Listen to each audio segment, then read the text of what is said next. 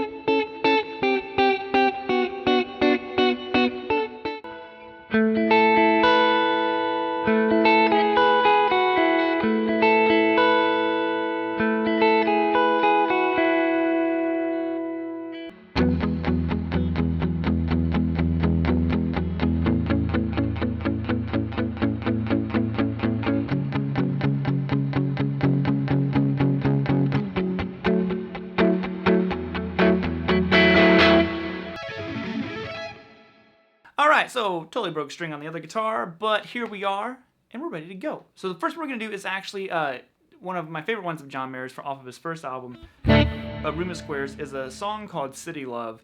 And he actually tunes down his low E string a full step down to D, so it's a drop D tuning. Okay, so we have that part, and all you're doing is turning, like I said, that low E down to D.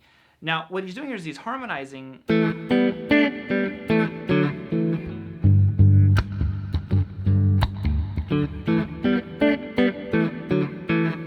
It's really, really cool the way he does this. It's one of my favorite things he does, the way he harmonizes single notes. Basically, it just makes a single guitar sound a lot fatter.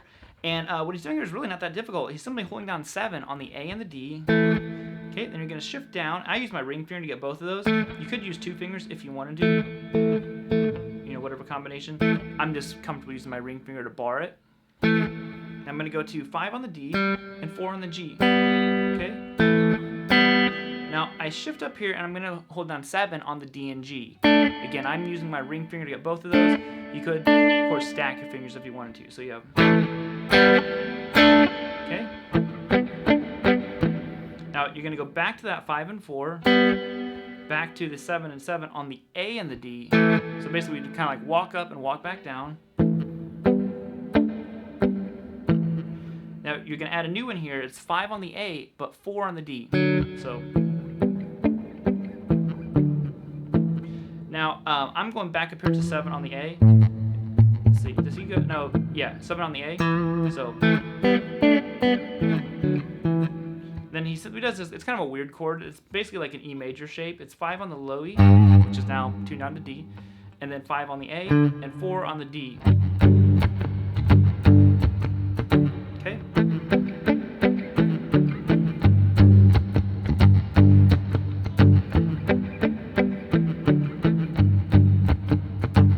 So the only thing he really changes the next time around when he does that, he changes this to this. He plays an open low E string, 5 on the A, and then 4 on the D. Now that rhythm is something I really recommend listening to. It's basically just, you're doing 2 at a time, so you have... Okay, you have that, and the next time it's... Just like that. And there's that whole little section of that one. It's a really, really cool song.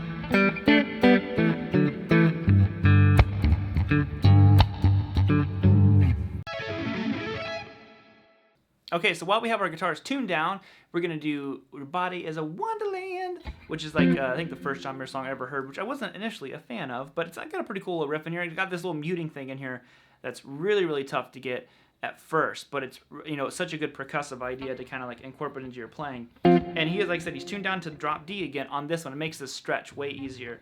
So basically, you're just all the way up here on this F5 power chord. So 8 on the A string, and then 10 on the D and G. Okay, so you play just the A string, then the D and G together. Now this is the part that's kind of tricky for people, is you hit the guitar strings, but it's just a dead note. It's simply there for a percussive purpose. Okay, now you're going to play all those together. So now you're just changing the bass note. You're going to go to 10 on the low E string. I use my middle finger. Then I would still have that 10 on the D and G held on. Same mute, and then both of them again. So once you get that initial pattern on,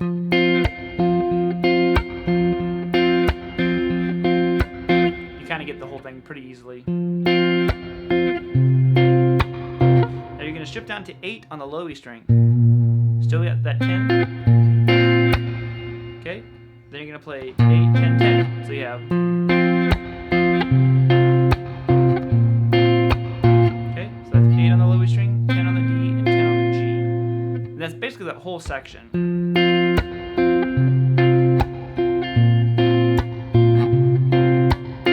That's literally it. And he just goes through. There's actually some other really cool riffs tucked away in there, but just for that, you know, kind of beginner area, work on that one.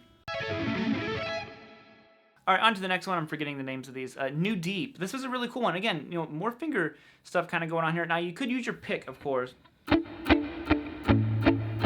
you wanted to. I believe John's using his fingers because that's just kind of his thing. But it's still really good to practice muting that one like that. You know, that'd be a really good exercise as well. So like I said, if you can't get the fingering down with your right hand, totally just go ahead and rock it with a pick and practice that. But basically, this has always been one of my favorite ones off of his second album, Heavier Things. And it's really cool. So it's kind of a stretched out chord using your pinky and up higher. This is why this is so good for, you know, beginner guitar players. You're playing 12 on the D, 9 on the G, and 10 on the B. Okay, so this chord. Now all you're doing is plucking all those together. But you don't let them ring out. You let your fingers kind of bounce back on the strings. That way it's a very choppy note. Okay, and I'm actually kind of like, I lift my left hand up off the guitar as well. You can see it a little bit. Okay, I'm like, every time I go, I lift my fingers up. And it gives me that choppiness that I want. I'm basically choking out the note. Now, all you're going to do is change one note on this one. You're going to go to 11 on the D. So I got rid of my pinky, got 11 on the D, still got that 9, still got the 8. So, okay, so 1, 2, 3. Okay.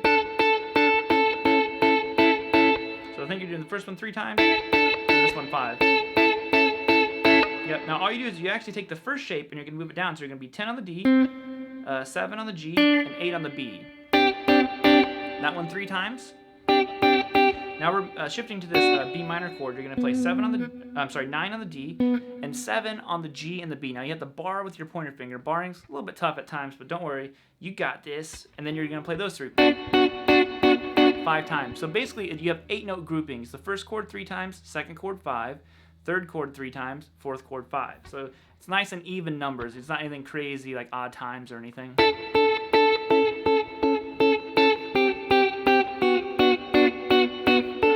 I would practice just going to 2 of them. Get used to that transition. I know this one's a little bit tough.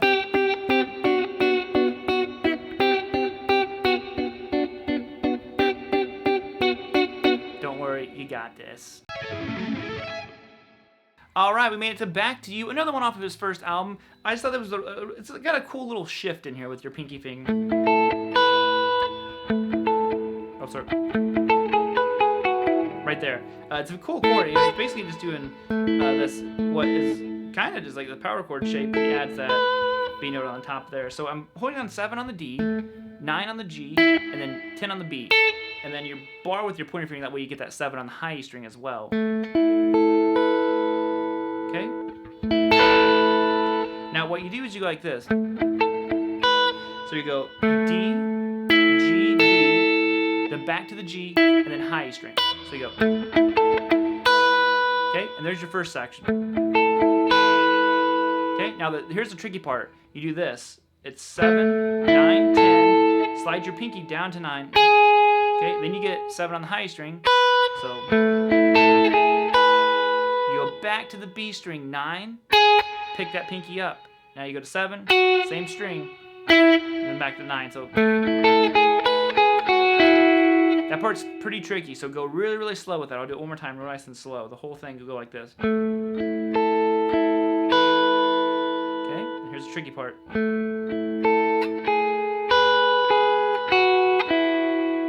One more time through that tricky section. One more time because I messed it up.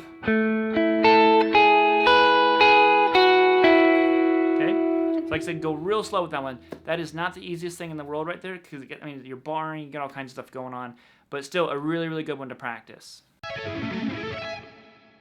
And the final one here is War of My Life, another really, really good song. I believe this is off of Continuum. Don't quote me on that. I think it's Continuum though. And basically, this is a riff I heard. It's tucked away in the background, and when you really listen to it, you hear it, and it's such a cool, you know, just this very like, you know, E major lifting kind of riff, and I love it.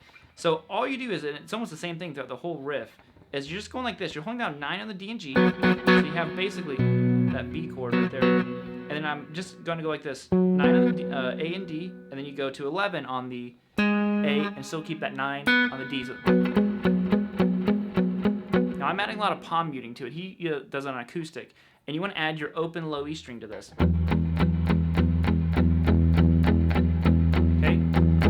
Next part, all you do is move everything down a string. So you go to the open A, 9 on the D, 9 on the G, and then 11 right there. Okay. Next, we're doing this transition. We're going to the C sharp minor here. You're gonna go 9 on the low E string. I forgot the strings. 9, and then 9 and 9, and you're still doing that. Okay.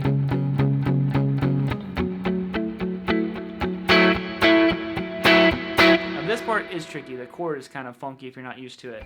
Basically, he goes from this to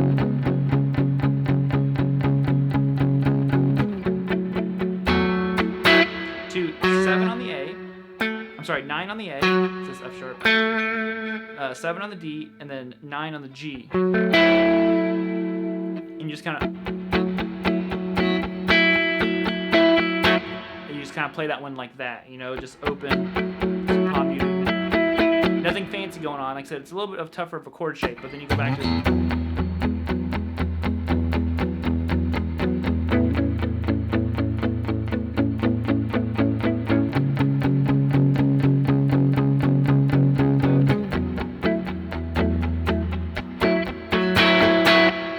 as I mess it up every single time.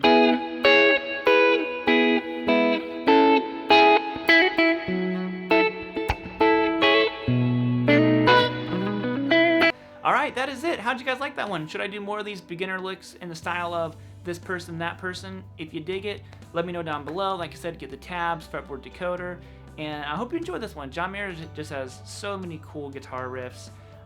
You know, it's just fun to dive into his style. So until next time, guys, I will see you all on the flip. Well, I don't know why I always do that. It's supposed to be this. I will see you all on the flippity flop later. Have a good rest of the day. I'll see you later.